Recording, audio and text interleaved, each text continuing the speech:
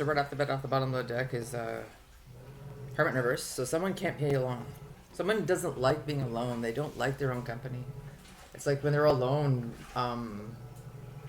everything that's real comes up, and they don't like it because it makes them feel that they're not in control. They can only really be in control if they're with other people, if they can like exercise some sort of fucking mental power over them. That's the only time they ever feel stable. They also don't trust their own intuition.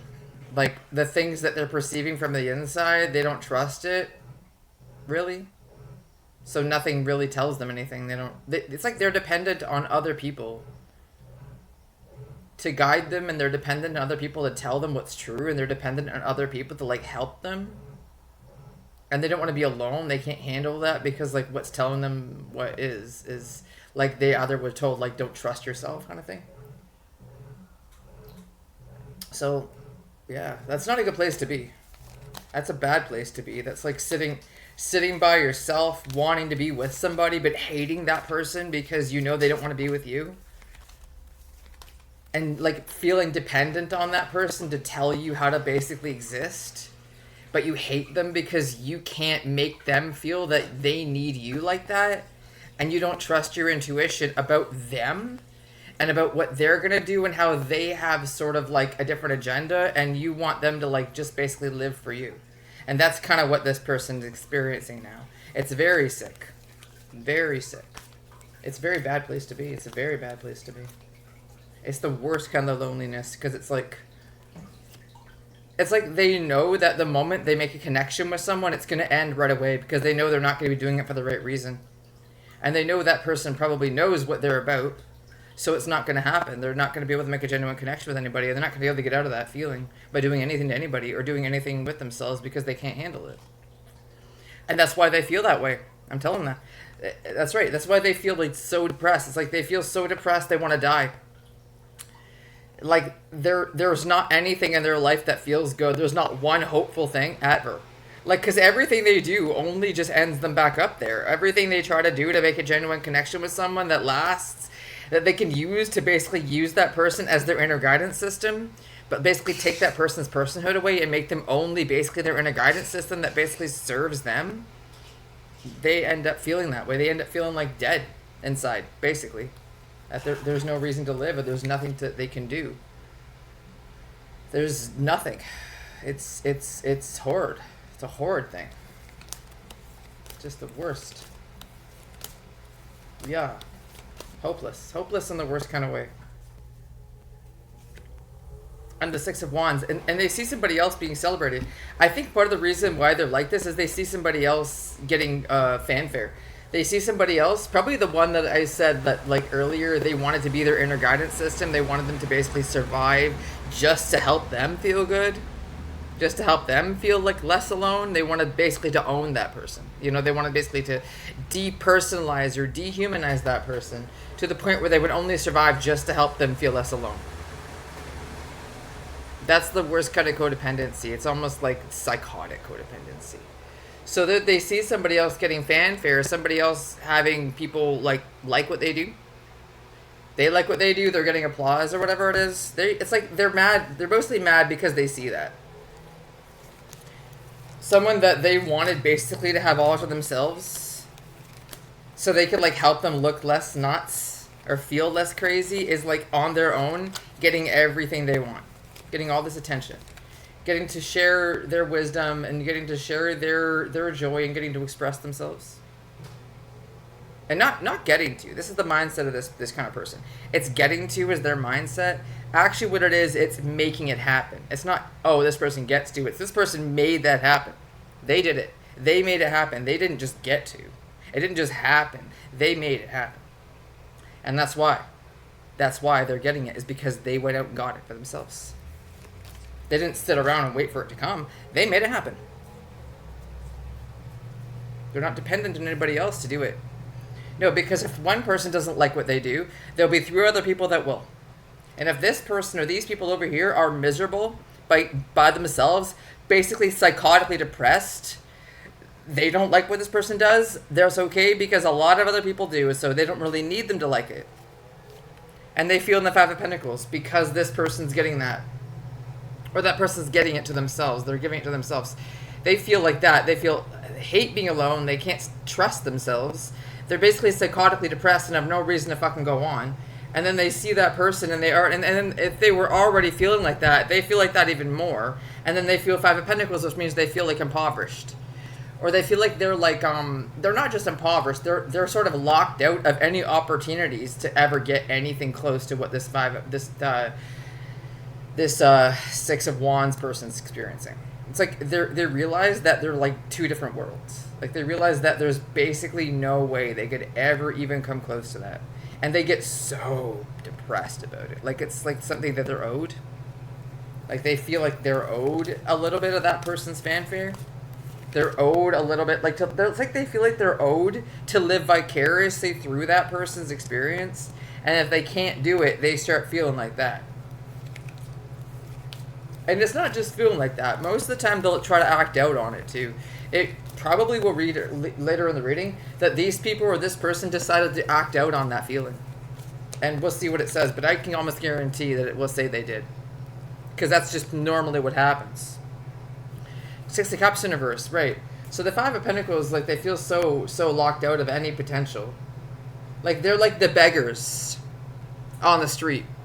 That they're like, they look like that, too. Like, they don't just feel like beggars and dirty street people. They look like beggars and dirty street people. They're the kind of person that people sort of avoid them because they look at them and they go, ew. That person's gonna do something to me, or that person's mentally ill, or that person's sort of, something's wrong with them. Like they look and right away see it.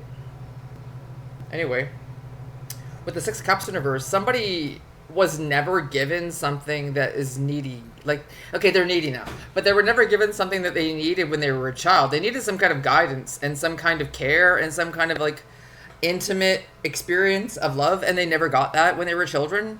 So like all of this is coming up. And all of this was, like I said, was already there. But it's coming up once they see somebody that, like I said, they wanted to use like that. They wanted to use. I got in one of my readings, like I think a week ago, somebody was trying to use somebody as some kind of like pseudo parent figure. And somebody was trying to abuse somebody into like loving them. Like to care about them, to like help them feel stable or something. This is not that different. It's like a whole bunch of people doing the same thing. Same thing. Because it's the same stupid thing they deal with. And it's not anybody else's problem but theirs, because they're adults now, so grow up. Yeah, because when they were a child, they didn't get cared about. So now, part of this trauma that they're experiencing by not being able to live vicariously through somebody else's fanfare, and that this person's fanfare is not dependent on them in any way, shape, or form, they start feeling like a child, like a wounded child. They start feeling like a needy, wounded child that never got love. Like, they feel really neglected. Like, they feel marginalized to the point of no return, and they feel completely emotionally rejected and neglected, and they feel like children while they're feeling like that. And that's on top of that feeling that they can't be alone, they can't trust themselves, and that they feel like basically there's no reason to live. There's not one happy thing in their life at all.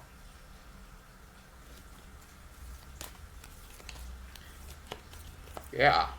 Two of Swords. Yeah, and then they're feeling conflicted, confused. Like, they're like, in their head, they're like, why is it this way? Why does this person get to have this? I don't get to have this. Why should I feel that way? It's not like this. And so they start kind of arguing with themselves. Like, they have an internal conflict inside of themselves where they can't, like, get on the same page with themselves. And they get, like, mentally restless, and, like, they need to, like, do something to someone else or themselves to, like, make it stop. Like I said, it's like they start to get ants in their pants, start to get really itchy, and like they want to do something. They just do something childish to somebody else. We'll see. It's like it's building up. It's building up to them wanting to do something fucking stupid.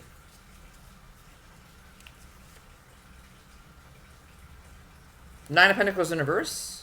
Yeah, Nine of Pentacles in reverse. Okay, so they feel that inner conflict. And either because of the fact that they can't enjoy their money, or because they are in that mental conflict, they can't enjoy their money.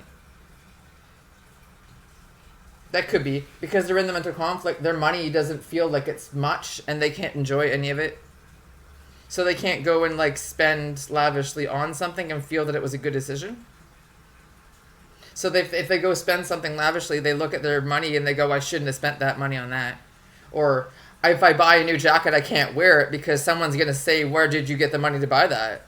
And then I can't like wear it because somebody else will hate me because I have a jacket that I spent more money on than I should have, and I can't enjoy it. And that's what this is. So they can't even spend money to feel good. Even if they have a little bit of money extra that they could spend, they can't feel good at spending it. They feel they shouldn't. And if it's not money, it's like resources. Like they can't relax and enjoy the resources. As in, like, they can't even just relax at home. They can't even just sit with a cup of coffee and relax. They can't even do that because there's this inner conflict in their head. They can't like go for a walk and enjoy the beautiful day because there's a fucking argument in their head over somebody else gets something that they don't deserve, right? Over how they're already feeling like that, and then they're thinking about somebody else's life as what they want, and they're all like, you know, popular and shit, or they get seen and they get noticed and they get cared about and they get people, you know, raving about the things they do, and it makes them feel so bad. Wow. It's just like the kind of, like if you could picture somebody walking down the street, they'd have a cloud over their head. Like they'd have like a thundercloud over their head, and the thundercloud would just be like, and their head is like just a big cloudy storm of hurt and hate in their head. This is what envy does to people. This person or these people are the kind of envious that they're self-destructive because they're that envious.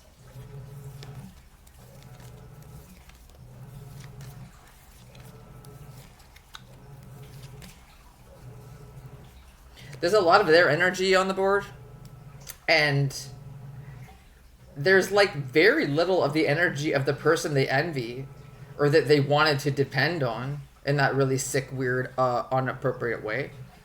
And it's not even their energy, it's more like just a thought about them. Like it's like they're thinking about them winning, and they're not even here. It's just they're thinking about them so much that they're kind of like weirdly drawn to them because of how much they're thinking about how much they're doing or how good they're doing. And the thing about this is it could even be, I think it is actually them doing that good, but I think it's probably could be this person, these people could like be making it up in their head that someone's doing better than them and someone's doing even better than they're actually doing. And that feeling of somebody's like getting all of that and it's not fair, and they feel some sort of fucking way about it. They could even just be imagining in their head that somebody's doing that good.